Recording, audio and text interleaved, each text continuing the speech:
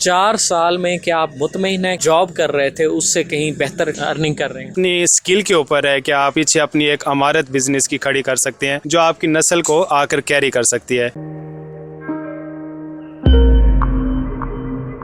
अस्सलाम वालेकुम नाज़रीन, AWC डिजिटल मीडिया के साथ मैं हूं मोहम्मद इमरान जाफ़िर। नाज़रीन, आज मैं एक बहुत ही ज़बरदस्त बिज़नेस आइडिया के साथ आपकी खिदमत में हाज़िर हुआ हूं और जो लोग छोटे पैमाने पर कारोबार करना चाहते हैं उनके लिए ये आइडिया एक मिसाल भी है।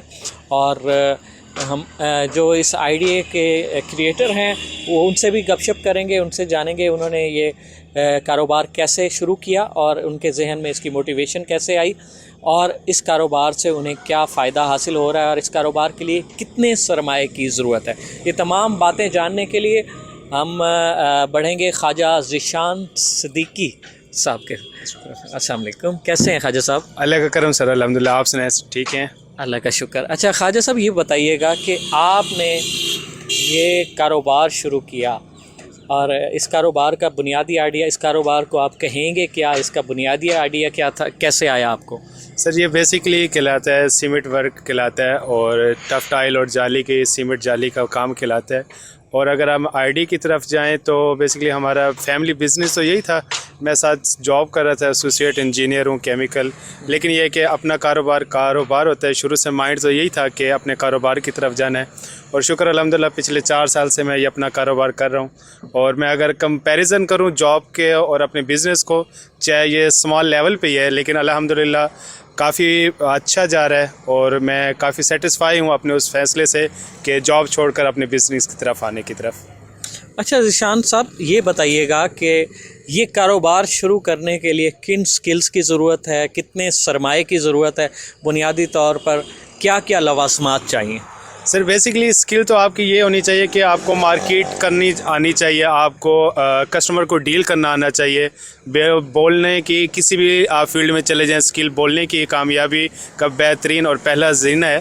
और बाकी इसमें जो लवाज़मात हैं, इसकी जो बेसिकली सांचे होते हैं वो इसके मेन इंग्रेडिएंट्स में है। बाकी रॉ मटेरियल में सीमेंट, बजरी, मिट्टी का तेल, रेत और मुख्तलिफ़ टाइप्स की जो तारें हैं वो काम आती हैं। और बाकी इसमें स्किल मोटी आपको लेबर मिल जाती है। आपका जो मेन कंट्रोल होता है कि आपने अपने बिज़नेस को बढ़ाना कैसे, कस्टमर के साथ डील कैसे करनी है और आपने क्वालिटी ऑफ प्रोडक्ट पे फोकस रखना है कि लेबर के साथ कि आपकी जो प्रोडक्ट्स बाहर जाएं, जितना ज़्यादा आपके प्रोडक्ट से कस्टमर सेटिस्फाई होंगे उतना आपका कारोबार फैलेगा।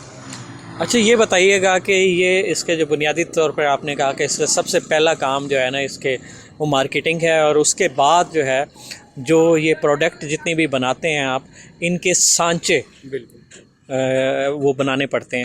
तो सांचों के लिए कितने सरमाए की ज़रूरत है कि जिससे कारोबार को अच्छे अंदाज में शुरू किया जा सके? सर वैसे तो देखें कोई भी कारोबार है उसके लिए जितना सरमाया वो कम है, बहुत ही कम होता है। क्योंकि कोई भी बिज़नेस, बड़े से बड़ा बिजनेसमैन है वो कोई भी चीज़ अपनी आइटम्स कभी पूरे नहीं कर सकता। लेकिन आप अगर इनिशियली स्टेज पर जाते हैं तो आपके लिए जो सांचे हैं वो कम से कम आपके पास 1.5 से 2 लाख आपके पास होना चाहिए अपने सांचे बनाने के लिए। सांचे भी मुख्तलिफ़ अक़साम के हैं, उसमें दयाल की लकड़ी के बनते हैं जो सबसे कॉस्टली होते हैं। उसके अलावा फाइबर के भी मिल जाते हैं और ब्लैक रबड़ में जो लाहौर में और गुजरांवाले साइड से वहाँ से भी आप परचेज़ कर सकते हैं। और जब आपके पास ये 1.5 से 2 लाख के मुख्तलिफ़ शेप्स और मुख्तलिफ़ टाइप्स के आप सांचे इकट्ठे कर लेते हैं तो उसके बाद आपको बिज़नेस स्टार्ट करने के लिए 1 लाख बहुत है और अच्छा आपका बिज़नेस उससे स्टार्ट हो जाएगा। इनके रॉ मटेरियल के लिए आपके पास तकरीबन 1 लाख रुपया होना चाहिए? बिल्कुल, रॉ मटेरियल के आपके पास 1 लाख होना चाहिए। उससे यह है कि 1 लाख के जब आप रॉ मटेरियल के साथ प्रोडक्शन करके अपने शॉप पर बैठेंगे तो आगे आपको रॉ मटेरियल के लिए वो बिज़नेस ही सर्कल में आपके पास चलता आएगा। अच्छा ये बताएं कि ये जो जितने भी प्रोडक्ट्स आप बनाते हैं इनकी तैयारी कितने मराहिल में होती है? सर इसकी तैयारी मुख्तलिफ़ मराहिल में है कि इसके लिए लेबर को मेहनत बहुत करनी पड़ती है। मुख्तलिफ़ स्टेप्स हैं, पहले हमें जो तार है उसका साइज़ के मुताबिक कटिंग करनी पड़ती है, फिर एक एक सांचे को तेल लगाना पड़ता है जो भी चीज़ बनानी होती है, फिर उसकी पहले मटेरियल मिक्स किया जाता है एक ख़ास रेशो के साथ सीमेंट और रेत को, फिर उसके अंदर उसको मिट्टी का तेल सांचे में लगाने के बाद फिर उसे मिक्सअप करके उसके ऊपर डाला जाता है, फिर उसकी कसाई की जाती है खुश्क, ताकि वो फर्मा जब हम बाहर निकालें तो हमारी जो शाइनिंग है, शाइनिंग बेसिकली उसको देती है। एक तो सीमेंट का मटेरियल आपके पास अच्छा होना चाहिए, और उसके साथ साथ मिट्टी का तेल बेसिकली इसीलिए लगाया जाता है कि जो मटेरियल के साथ, जो सांचे के साथ वो चिपके ना और शाइनिंग में आए। तो ये इसका, उसके बाद फिर 2 से 3 दिन, आजकल जो मौसम है सर्दियों का, बाज़ों का 3 दिन भी माल प्लेटफार्म से नहीं उठता। गर्मियों में हम अगले दिन उठा लेते हैं, फिर इनको हौज़ी में डाला जाता है, फिर बाहर निकाला जाता है, और फिर खुश्क होने के बाद ये सेल करने के काबिल होता है। इसके लिए, इस कारोबार के लिए कितनी स्पेस चाहिए होती है जिस पर आप ये तमाम मैन्युफैक्चरिंग और सेल वगैरह कर सकते हैं? ये बेसिकली आपके माइंड पर डिपेंड करता है कि आप अपने कस्टमर बिज़नेस को किस लेवल पर लेकर जाना चाहते हैं। अगर आप सिर्फ इसको छोटे लेवल पर कि मैंने सिर्फ सीमेंट के जालियाँ और मुख्तलिफ शेप्स के टफ टाइल्स वगैरह पर रखने हैं, तो आपके लिए बेसिकली 5 मरले भी बहुत है प्लाट।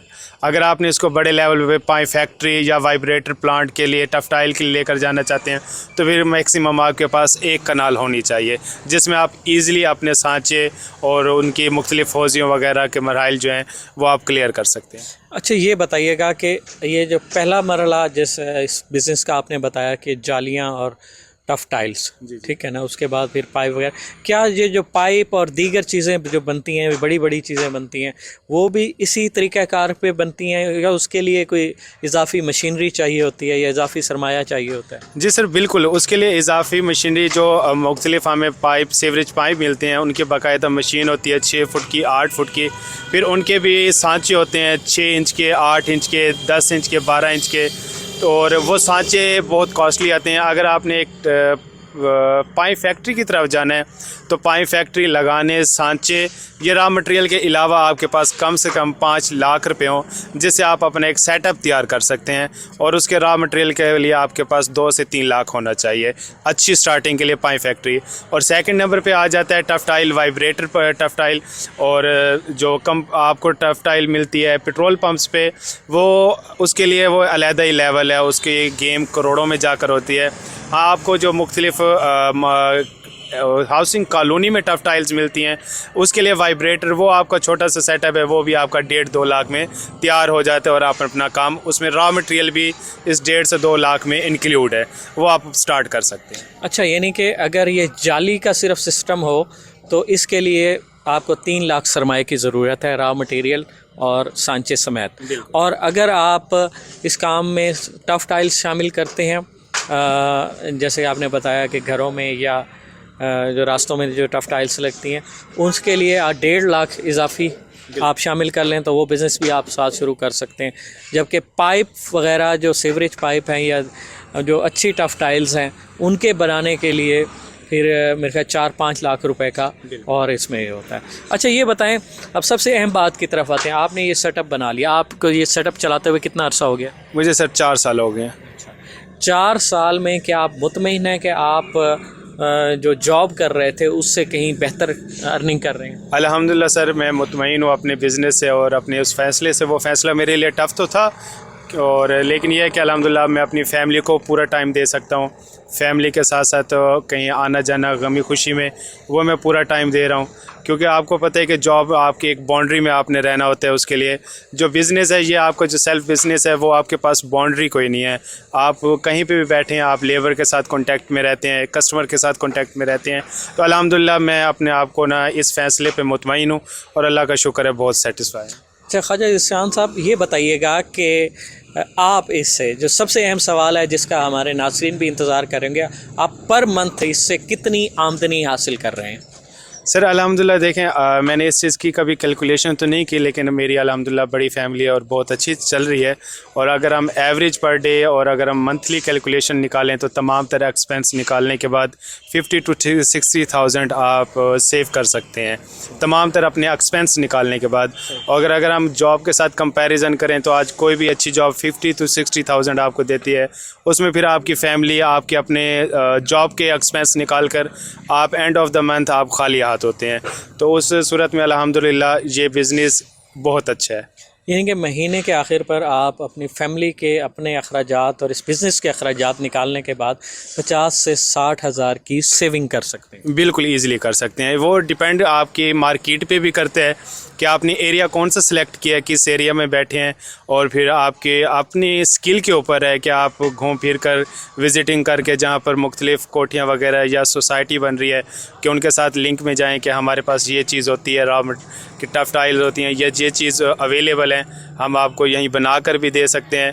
तो आपको उससे आप इजीली सेव कर सकते हैं। क्योंकि सर मैं ख़ुद भी अल्हम्दुलिल्लाह साइट पर मेरे कॉन्ट्रैक्ट वगैरह लेता रहता हूँ, tough tile on the spot जाकर, जहाँ कोई अच्छा भाई 10 से 15 हज़ार फुट का स्क्वायर उनका हो, और अगर वो कहते हैं कि अपनी लेबर भेजे तो हम वो भी काम तैयार करके देते हैं मौके पर ही।